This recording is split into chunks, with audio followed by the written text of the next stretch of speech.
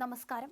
ഇറാനിൽ വീണ്ടും ആക്രമണം തുടങ്ങിയിരിക്കുകയാണ്. അമേരിക്ക തെക്കൻ ഇറാനിൽ കനത്ത വ്യോമാക്രമണം. മിസൈൽ കേന്ദ്രങ്ങളെയാണ് അമേരിക്ക ലക്ഷ്യമിട്ടത്. അതേസമയം എത്രത്തോളം നാശനഷ്ടം ഉണ്ടായിട്ടുണ്ട് എന്ന കാര്യത്തിൽ വ്യക്തതയില്ല.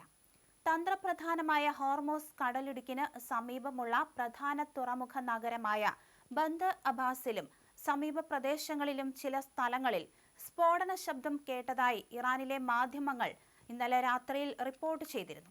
അതേസമയം ബന്ദർ അബ്ബാസിലെ സ്ഥിതി നിയന്ത്രണ വിധേയമാണെന്നും നഗരത്തിന്റെ കിഴക്ക് ഭാഗത്ത് സ്ഫോടന ശബ്ദങ്ങൾ കേട്ടെന്നുമാണ് മെഹർ വാർത്താ ഏജൻസി റിപ്പോർട്ട് ചെയ്തത്.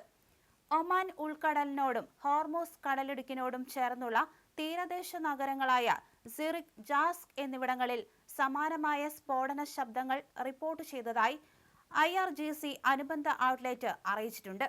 സ്ഫോടനത്തിന്റെ ഉറവിടത്തെക്കുറിച്ചോ സ്വഭാവത്തെക്കുറിച്ചോ ഇറാൻ അധികൃതർ ഇതുവരെ ഔദ്യോഗിക വിശദീകരണം ഒന്നും തന്നെ നൽകിയിട്ടില്ല.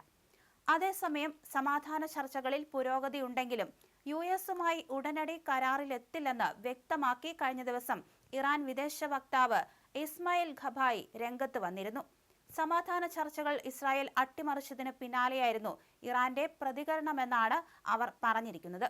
ആണവായുധം സംബന്ധിച്ച് ഇപ്പോൾ ചർച്ചയില്ലെന്നും ഹോർമോസ് സംബന്ധിച്ച് തീരുമാനമെടുക്കേണ്ടത് സമുദ്ര അതിർത്തിയിലുള്ള രാജ്യങ്ങളാണെന്നും ഇസ്മായിൽ ഖബായി അറിയിച്ചു. അതേസമയം ഇറാനുമായി ഫലപ്രദമായ കരാറിലെത്തുമെന്നും ഇല്ലെങ്കിൽ വീണ്ടും യുദ്ധമുണ്ടാകുമെന്നും അത് മുമ്പുണ്ടായിരുന്നതിനേക്കാൾ ഭീകരമായിരിക്കുമെന്നും അമേരിക്കൻ പ്രസിഡന്റ് ഡൊണാൾഡ് ട്രംപ് ഭീഷണി മുഴക്കിയിരുന്നു. അതുകൊണ്ട് തന്നെ ഇന്ന് വലിയ രീതിയിലുള്ള ആക്രമണമാണ് ഉണ്ടായിരിക്കുന്നത്. ഇറാനുമായുള്ള യുദ്ധം അവസാനിച്ചാൽ പശ്ചിമേഷ്യൻ രാജ്യങ്ങൾ ഇസ്രായേലുമായി നയതന്ത്ര ബന്ധം സ്ഥാപിക്കുന്ന എബ്രഹാം ഉടമ്പടിയുടെ ഭാഗമാകണമെന്ന് US പ്രസിഡന്റ് ഡൊണാൾഡ് ട്രംപിന്റെ ആഹ്വാനം ഇറാൻ തള്ളിയിരുന്നു.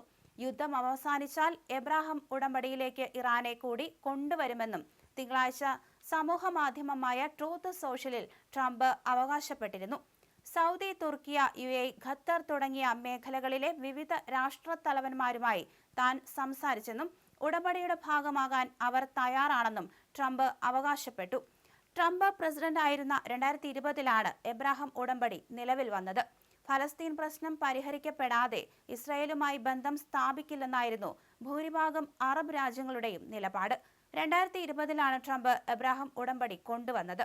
ഇസ്രായേലുമായുള്ള നയതന്ത്ര ബന്ധം സാധാരണ നിലയിലാക്കാൻ ചില മുസ്ലിം ഭൂരിപക്ഷ രാജ്യങ്ങൾ സമ്മതിച്ച US മധ്യസ്ഥതയിലുള്ള കരാർ ആണിത്. UAE, Bahrain, Morocco, Sudan, Kazakhstan തുടങ്ങിയ രാജ്യങ്ങളാണ് ഇതിനോടകം തന്നെ ഈ ഉടമ്പടിയുടെ ഭാഗമായിട്ടുള്ളത്. Saudi Arabia, UAE, Qatar, Pakistan, Turkey, Egypt, Jordan, Bahrain എന്നീ രാജ്യങ്ങളിലെ ഭരണ നേതൃത്വവുമായി താൻ സംസാരിച്ചതായി ട്രംപ് തിങ്കളാഴ്ച പറഞ്ഞിരുന്നു. എന്തായാലും മേഖലയിലെ സമാധാനത്തിനായി US നടത്തിയ ശ്രമങ്ങൾ കണക്കിലെടുത്ത് ഈ രാജ്യങ്ങളെല്ലാം ഒരേ സമയം എബ്രഹാം ഉടമ്പടിയിൽ ഒപ്പുവയ്ക്കണമെന്നായിരുന്നു ട്രംപിന്റെ പുതിയ ആവശ്യം.